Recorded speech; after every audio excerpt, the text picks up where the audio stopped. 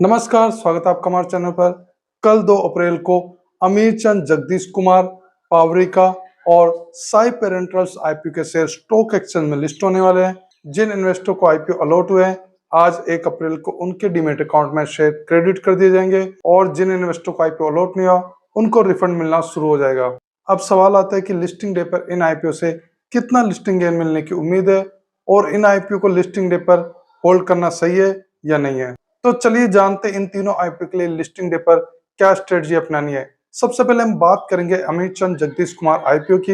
अमीर चंद Jagdish Kumar exports IPO के subscription की बात की जाए तो इस आईपीओ के लिए 3 दिन का टोटल सब्सक्रिप्शन 3.41 टाइम्स रहा, जिसमें क्यूआईबी ने 1.18 टाइम्स सब्सक्राइब किया। एनआई की तरफ से अच्छा सब्सक्रिप्शन हुआ जो कि 13.40 टाइम्स रहा और रिटेल इन्वेस्टर की तरफ से 1.44 टाइम्स सब्सक्राइब हुआ। ग्रे मार्केट में डिमांड की बात की जाए तो 26 मार्च को इस आईपीओ के लिए सबसे ज्यादा जीएमपी था जो कि 8 रुपीज था। 8 रुपीज जीएमपी के अकॉर्डिंग 3.77% लिस्टिंग गेन मिलने की उम्मीद थी, लेकिन अभी इस आईपीओ के लिए जीएमपी केवल 3 रुपीज है। इसके अकॉर्डिंग लिस्टिंग गेन 1.42% हो सकता है। लिस्टिंग प्राइस की बात की जाए तो स्टॉक एक्सचेंज में इस आईपीओ के से 205 रुपीज से लेकर 215 रुपीज के बीच लिस्ट हो सकता है और एक लॉट पर लिस्टिंग गेन की बात की जाए तो इस आईपीओ से एक लॉट पर 490 रुपीज तक लॉस हो सकता है। अगर इस आईपीओ से प्रॉफिट होने के चांस भी होंगे तो इस आईपीओ से केवल 210 रुपीज तक प्रॉफिट हो सकता है। अब लिस्टिंग डे पर अमीर चंद जगदीश कुमार आईपीओ को होल्ड करना है या नहीं करना, इसके लिए मेरा ओपिनियन यही है कि अगर लिस्टिंग डे पर इस आईपीओ के शेयर 210 रुपीज से ऊपर सस्टेन करते हैं तो इस आईपीओ के शेयर को मैं होल्ड करना पसंद करूंगा। अगर 210 से ये नीचे जाते हैं तो मैं इस आईपीओ के शेयर से एग्जिट हो जाऊंगा। चलिए पावरिका लिमिटेड आईपीओ के बारे में बात करते हैं। पावरिका आईपीओ के लिए 3 दिन का टोटल सब्सक्रिप्शन 1.53 टाइम्स रहा, जिसमें क्यूआईबी ने 4.74 टाइम्स सब्सक्राइब किया, एनआई ने 0.47 टाइम्स और रिटेल इन्वेस्टर ने 0.16 टाइम्स सब्सक्राइब किया।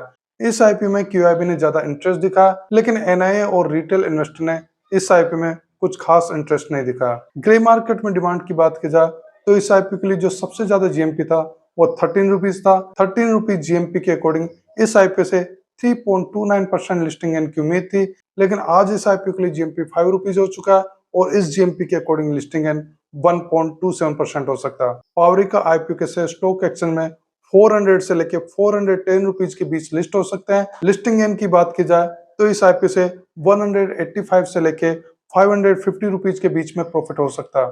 पावरिका आईपीओ में लिस्टिंग डे पर क्या स्ट्रेटजी अपनानी है, तो मेरा ओपिनियन यही है कि अगर ये लिस्टिंग डे पर 400 रुपीज से ऊपर सस्टेन करता है तो इस आईपीओ को मैं होल्ड करना पसंद करूंगा। अगर 400 रुपीज से ये डाउन चला जाता है तो इस आईपीओ के शेयर को मैं सेल करना पसंद करूंगा। साई पेरेंटल्स आईपीओ की बात करते हैं। साई पेरेंटल्स आईपीओ के लिए 3 दिन में टोटल सब्सक्रिप्शन 1.08 टाइम्स रहा, जिसमें क्यूआईबी ने 1.73 टाइम्स सब्सक्राइब किया, एनआईए ने 2.45 टाइम्स और रिटेल इन्वेस्टर ने केवल 0.12 टाइम्स सब्सक्राइब किया। ग्रे मार्केट में डिमांड की बात की जाए तो इस आईपीओ के अनाउंसमेंट डे से लेकर अब तक इस आईपीओ के लिए जीएमपी 0 चल रहा है। स्टॉक एक्सचेंज में इस आईपीओ के शेयर 370 रुपीज से लेकर 390 रुपीज के बीच में लिस्ट हो सकते हैं। लिस्टिंग गेन की बात की जाए तो इस आईपीओ से एक लॉट पर 800 रुपीज का लॉस हो सकता है। इस आईपीओ से प्रॉफिट की उम्मीद ना के बराबर है। साई पेरेंटल्स आईपीओ के शेयर को लिस्टिंग डे पर होल्ड करना है या नहीं करना है, तो अगर इस आईपीओ के शेयर 390 रुपीज के ऊपर सस्टेन करते हैं तो मैं इस आईपीओ के शेयर को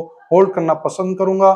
अगर इस आईपीओ के शेयर 390 रुपीज से नीचे लिस्ट होते हैं और 370 से डाउन चले जाते हैं तो इस आईपीओ के शेयर को मैं सेल करना ही पसंद करूंगा। इस आईपीओ के लिए मेरा स्टॉप लॉस 370 रुपीज है। आपको ये आईपीओ अलॉट हुए हैं तो आप लिस्टिंग डे पर इन आईपीओ को होल्ड करेंगे या सेल करेंगे, कमेंट सेक्शन में बता सकते हैं। इस वीडियो को लाइक कीजिए, शेयर कीजिए। अगर आप हमारे चैनल पर नए हैं तो चैनल को सब्सक्राइब कर लीजिए। वीडियो देखने के लिए धन्यवाद।